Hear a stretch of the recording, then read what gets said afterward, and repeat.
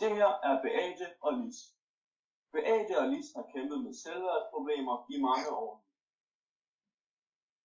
Lis, jeg gider ikke være fed mere. Beate, det gider bare heller ikke at være tynd mere.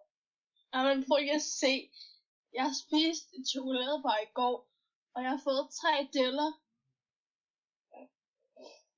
Ja, det er hvad der kan ske, men pludselig så kommer der en mand forbi.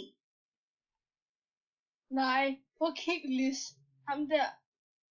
Han er stor og stærk. Wow. Hvordan tror du, han er blevet sådan? Det ved jeg ikke. Lad os spørge ham. Ja, lad os gå hen. Hej damer. Don't sit, get fit. Hvordan ser du sådan ud? Jamen, det her det er faktisk utrolig let. Det eneste I skal gøre, King Ovation. Firmaet Mobilt Træningscenter. I kan træne hvor som helst på hele Frederiksberg Kommune. Med personlig coach. Ja, mand. Nu beslutter Beate og Lis sig for, at de vil begynde at træne.